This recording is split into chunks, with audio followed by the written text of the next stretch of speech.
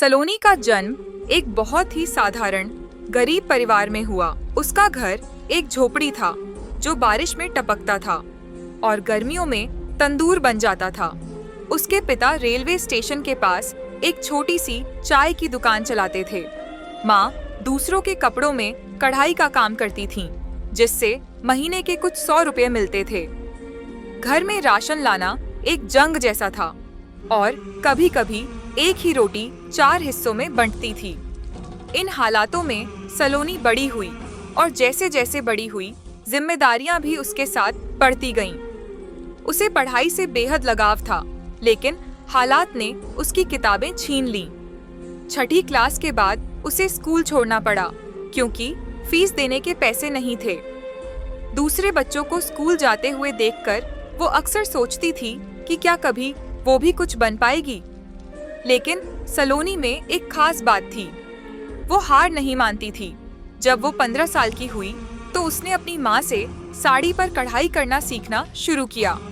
धीरे धीरे उसने खुद भी कढ़ाई के डिजाइन बनाने शुरू कर दिए। लेकिन एक दिन माँ बीमार पड़ गई और घर की सारी जिम्मेदारी सलोनी पर आ गई। अब वो काम भी करती थी, खाना भी बनाती थी और छोटा भाई भी संभालती थी, मगर उसके मन में कहीं न कहीं एक सपना था, कुछ अलग करने का, खुद का काम शुरू करने का। उसने सोचा, अगर लोग मेरे बनाए डिजाइन पसंद करते हैं तो मैं खुद क्यों ना बेचूं। फिर क्या था, एक दिन उसने अपनी छोटी सी गुल्लक तोड़ी और लोकल मार्केट से कुछ सस्ते कपड़े खरीदे। घर पर प्रेस की, तह की और एक पुराना ठेला मांगा। अगले दिन सुबह 7 बजे वो सड़कों पर निकल पड़ी, अपने ठेले पर 10 जोड़ी कपड़े लेकर। पहला दिन बेहद मुश्किल था। लोग आते, कपड़े देखते और बिना कुछ कहे चले जाते। कुछ लोग तो ताने मारते। अब लड़कियां भी ठेला लगाने लगी, लेकिन सलोनी को फर्क नहीं पड़ा।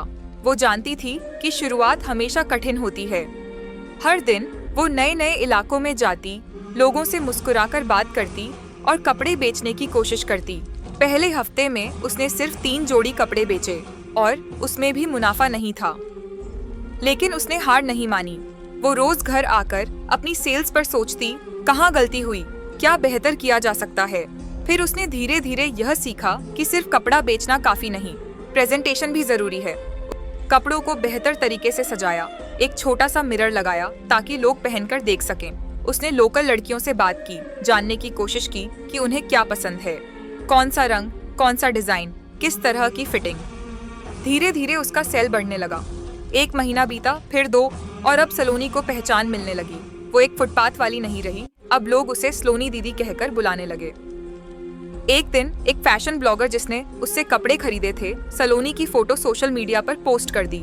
Street fashion at its best, meet Saloni the girl boss. वो पोस्ट वायरल हो गई। अगले ही दिन सलोनी के पास 20 से ज्यादा ग्राहक आए। किसी ने फोन पर पूछा, आपका इंस्टाग्राम पेज क्या है? सलोनी के पास फोन तो था, लेकिन न अकाउंट था न समझ। उसने एक लोकल साइबर कैफे में जाकर इंस्टाग्राम चलाना सीखा।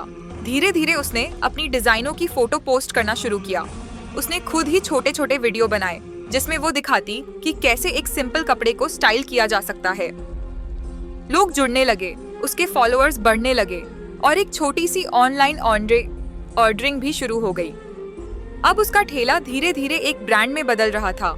1 साल के अंदर उसने एक छोटी दुकान किराए पर ली और उसी दुकान पर उसने अपने हाथ के डिजाइन बेचना शुरू किए।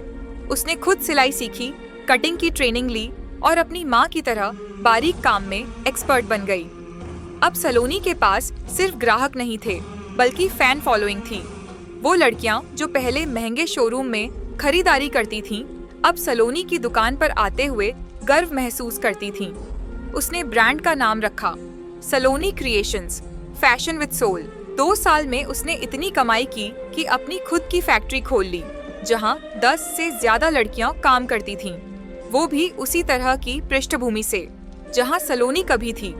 अब वो सिर्फ एक बिजनेस वूमन नहीं थी, एक रोल मॉडल थी। उसने एक ट्रेनिंग सेंटर शुरू किया जहां वो फ्री में लड़कियों को डिजाइनिंग, सिलाई और सोशल मीडिया स्किल्स सिखाती थी। आज सलोनी देश भर के फैशन मेलों में जाती है, जूरी बनती है और कई अवार्ड जीत चुकी है। लेकिन जब भी कोई उससे पूछता है कि आपने कैसे किया ये सब, तो वो सिर्फ मुस्कुराकर कहती है, मैंने कभी बड़े सपने नहीं देखे, मैंने बस कभी छोटा नहीं सोचा।